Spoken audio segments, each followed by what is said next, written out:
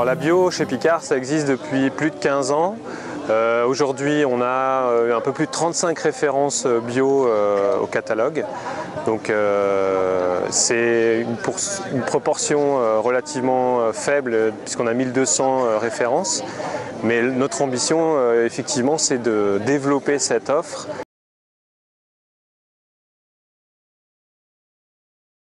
Alors l'ambition sur la bio, en fait, elle existe depuis plusieurs années. La difficulté à laquelle on est confronté, c'est une difficulté de volume d'approvisionnement disponible en surgelé, puisque notre activité c'est le surgelé.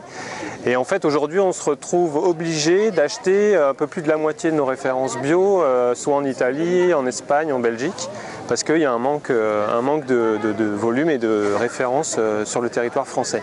Donc l'ambition que l'on a, c'est de développer la bio, donc les références bio sur le territoire français, et c'est pour ça qu'on vient de nouer un partenariat avec la FNAB pour étudier très précisément, faire une cartographie très précise du potentiel de production sur le territoire, mais aussi du potentiel de transformation, puisque notre contrainte, effectivement, c'est l'outil industriel qui permet de transformer et surgeler.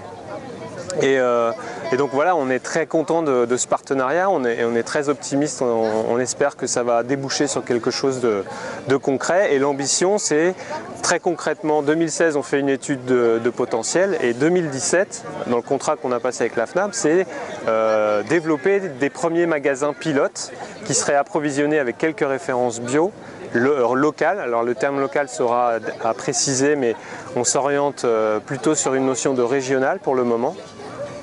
Et voilà, l'objectif c'est vraiment de mettre la main à la pâte rapidement pour initier une démarche d'amélioration continue et une démarche de construction à court, moyen, long terme.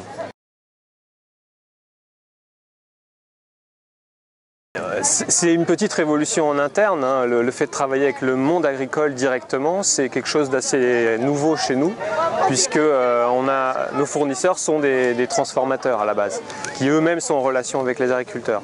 Mais là, depuis 2 ans, on s'est attaché à ce sujet de l'amont agricole. On a un projet avec l'INRA depuis plus d'1 an, et des exploitants en conventionnel en Bretagne pour essayer justement de développer des pratiques agroécologiques. Donc on va dire qu'on a initié déjà cette démarche d'amélioration dans le conventionnel en s'inspirant de l'agroécologie, mais en parallèle on a la volonté de développer des produits bio.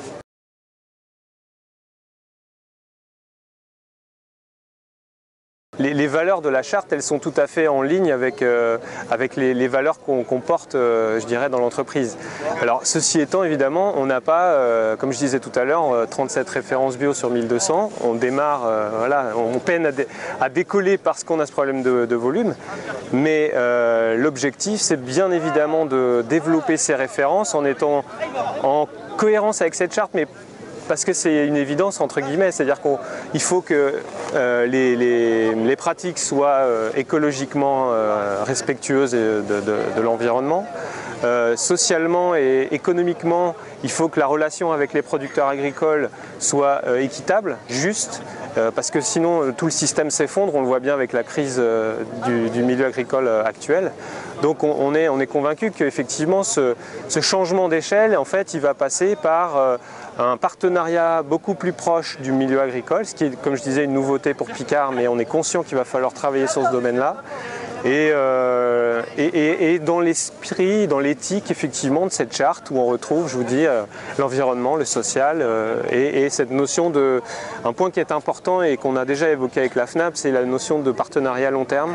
Effectivement, on sait qu'on va devoir passer par là et contractualiser sur des durées plus ou moins longues pour rassurer, pour pérenniser l'activité de l'exploitant et la nôtre par la même occasion.